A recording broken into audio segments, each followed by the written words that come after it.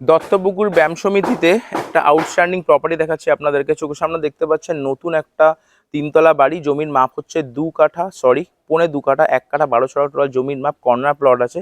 এই বাড়ির সামনে রাস্তা দেখতে পাচ্ছেন, এটা হচ্ছে 12 ফিটের। এই যে রাস্তা দেখতে পাচ্ছেন, এটা হচ্ছে 10 ফিটের। যে কোনো সাইজের বড় গাড়ি নিয়ে আপনারা সরাসরি কিন্তু গ্যারেজে ঢুকিয়ে নিতে পারবেন। আমরা স্ট্রেট রাস্তায় পাশ থেকে যদি গাড়ি নিয়ে আসেন, এনে সোজা পার্কিংয়ে ঢুকিয়ে দিতে পারবেন। যে কোনো সাইজের গাড়ি, স্করপিও, ইনোভা টাইপের বড় গাড়ি, 120-30 স্কোয়ার ফিটের কিন্তু পার্কিং আছে। বাড়ির টোটাল জমির মাপ হচ্ছে 1.25 কাঠা। লোকেশনটা দারুণ সুন্দর, railway station, Duttapukur railway station এখান থেকে 1200 মিটার। এখান থেকে 1.5 কিলোমিটার ডিস্টেন্সে হচ্ছে যশোর রোড, মানে দত্তপুকুর হাটখোলা। এই হচ্ছে জমির মাপ। এই যে পাঁচিল দেখতে পাচ্ছেন, এই হচ্ছে জমির মাপ।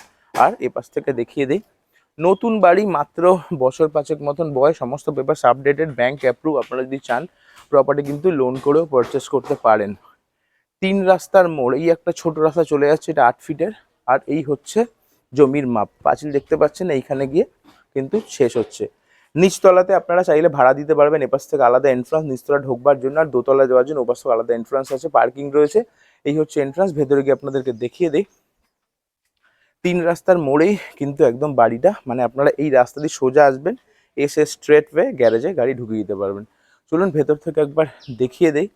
লোকেশনটা দারুণ সুন্দর, চারপাশে সমস্ত ঘর বাড়ি দেখে কম বেশি আইডিয়া করতে পারছেন।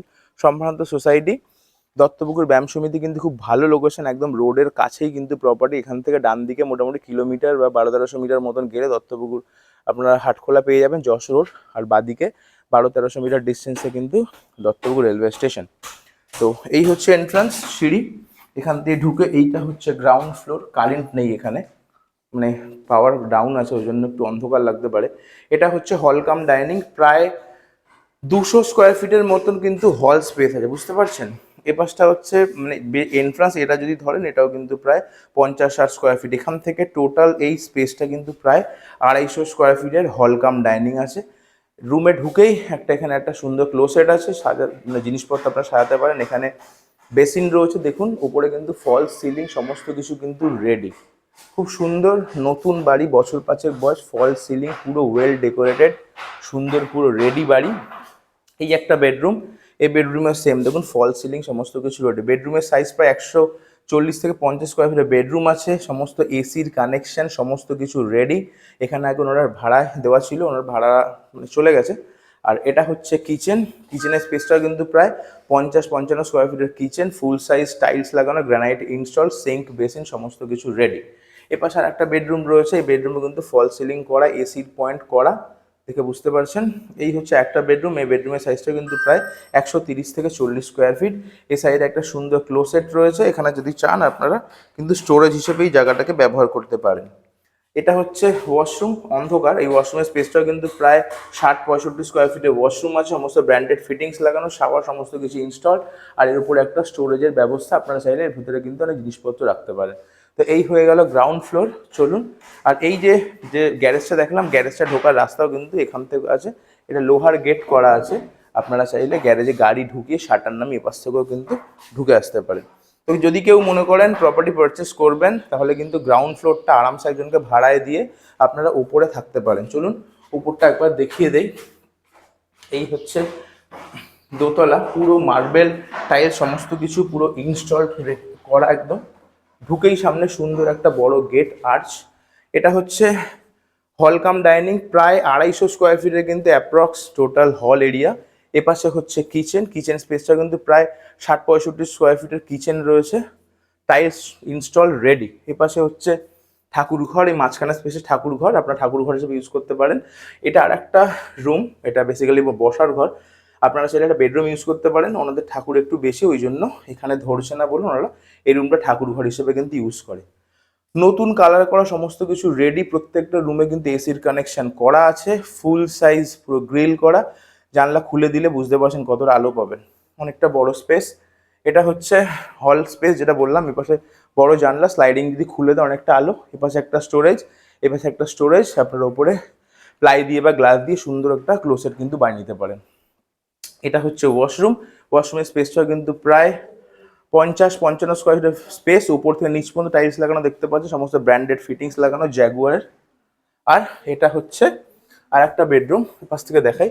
এই বেডরুমটা স্পেসটা কিন্তু প্রায় 180-90 স্কোয়ার ফিটের বেডরুম আছে। প্রত্যেকটা রুমে এসির পয়েন্ট করা রেডি, বক্স উইন্ডো, এপাশে একটা জানলা, এপাশে একটা অ্যাটাচ কিন্তু ওয়াশরুম আপনারা পেয়ে যাচ্ছেন, বুঝতে পারছেন।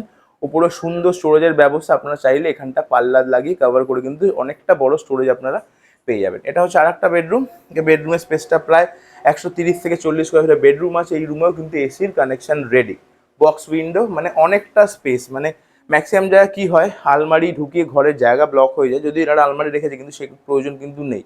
এখানে একটা স্টোরেজ, এপাশে একটা স্টোরেজ, যথেষ্ট স্টোরেজের ব্যবস্থা আছে। আপনারা চাইলে কিন্তু আলমারি ঘরে না রেখেও স্টোরেজগুলোকে একদম প্রপারলি ইউটিলাইজ আপনারা করলে অনেকটা কিন্তু স্পেস আপনারা পেয়ে যাবেন।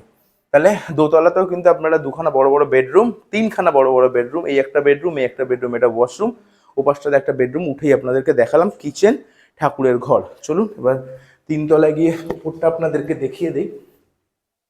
এসে কোনো কিছু করার নেই, পুরো প্রপারলি সমস্ত কিছু রেডি আছে।